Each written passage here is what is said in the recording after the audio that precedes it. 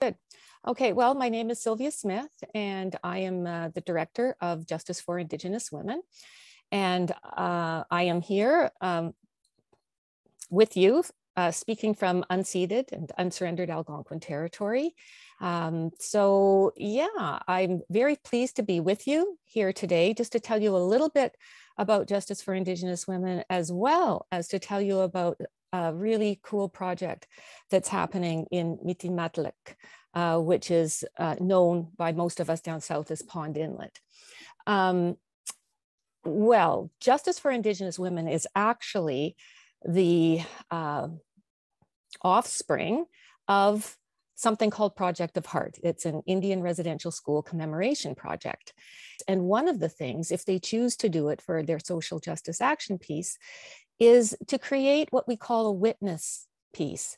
And that witness piece is made into jewelry, something that they can wear, something that when someone asks you, oh, wow, what is that? What is that necklace that you've got on? What does that mean? Then they can talk about what they've learned about the truth of Canadian history and what they need to do in order to redress those harms that were done, in order to change the relationship.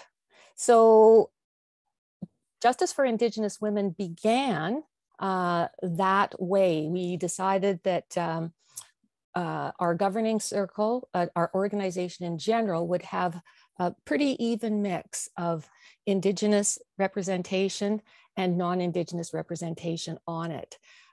So with this governing circle that we have, we decided that our mandate would be to partner with an Indigenous organization. It can be either First Nation, Métis, or Inuit. And this past couple of years, we have been partnered with a group of Inuit midwives in Mitimatlik who want to return the traditional birthing practices in their community. They want to bring back something that used to be robust and that used to be how they did things. And through the impact of colonization, forced colonization, a lot of the traditional knowledge that's been around these traditional birthing practices has not been able to be practiced. And so we were very lucky to have made an acquaintance who works in Iqaluit, who knew a group of women, and one Inuit midwife in particular. Her name is Regili Utuva. And Regili is still a practicing midwife, and she is very, very keen to be working towards having a circle of midwives in the community who can be practicing actively in their community, so that pregnant women, should they choose not to go south to have their children, they have the choice. Can I yes, jump in certainly. with one question? Yes, of course. About that. And can you just tell a little bit about what the current reality is with how Inuit women have to come down south to give birth? Yes, because I don't think I only learned about that through learning about what you're doing. So I think there's a lot of people who don't know this. Yes, it's even though there has been every once in a while, there's a newspaper article in the CBC or whatever that will speak to this issue. It's a problem all over the North, and that is that birthing centers are not being funded properly. They're closing down, and it's not even the birthing centers, it's the training for people who want to become midwives are being shut down. They're not being funded anymore.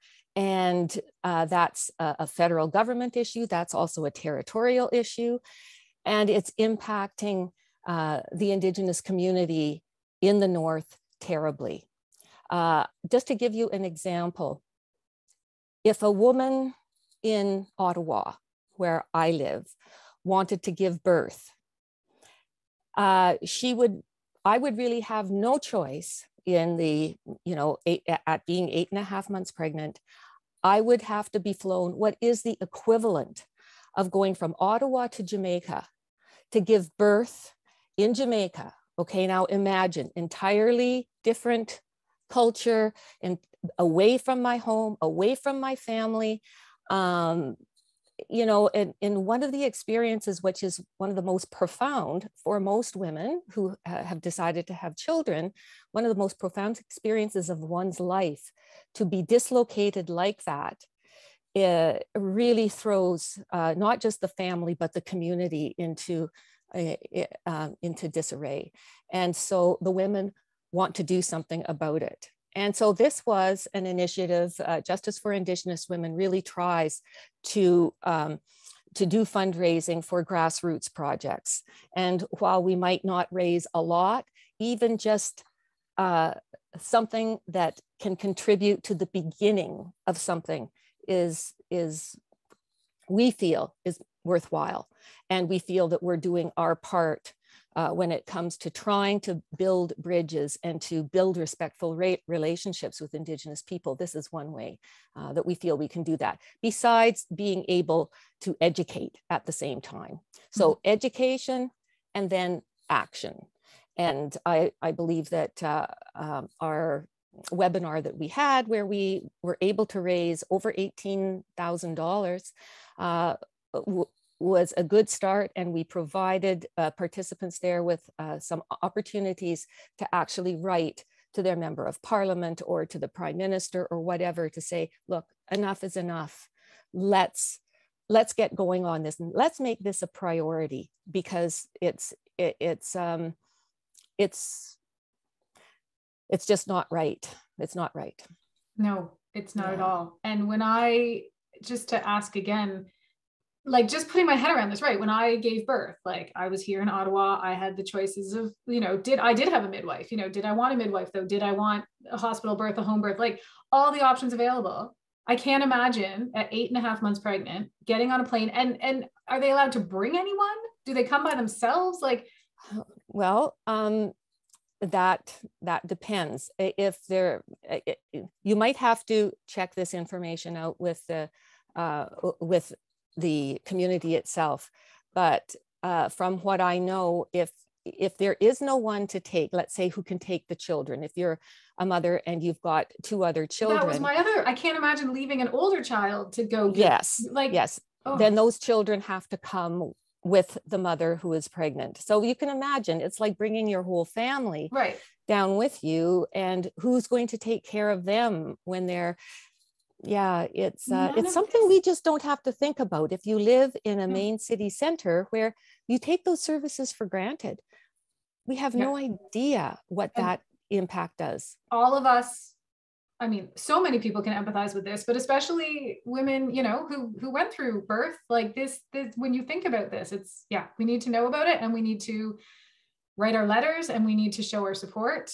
It's a very important it's a very important social justice issue. So colonialism is alive and well and still wreaking havoc in the lives of Inuit people. And it's so interesting how things come together, and you of all people know this, right? When these connections happen.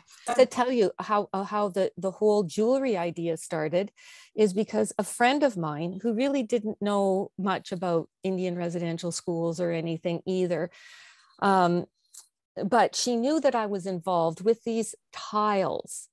And so she just decided one day to make her own necklace and then gift it to me and say, thank you for all the work that you're putting in to helping other people. And as soon as I saw it, I thought, oh my goodness, there's a whole other way to educate. Yep. And it's one that, it's so powerful. It's not like standing on a corner and handing out leaflets to people who don't want them, right? Like right. If someone asks a question about this, that means that they're waiting to hear an answer. Yeah. And to my mind, then it just opened all these possibilities. And, when Project of Heart was what we thought was finished, right? Until you came up and alerted me to the fact that there is yet indeed another Indian residential school here.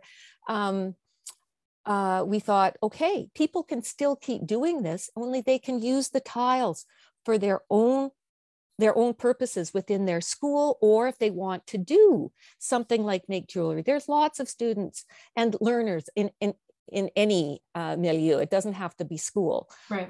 But who are good with their hands and they love to do things.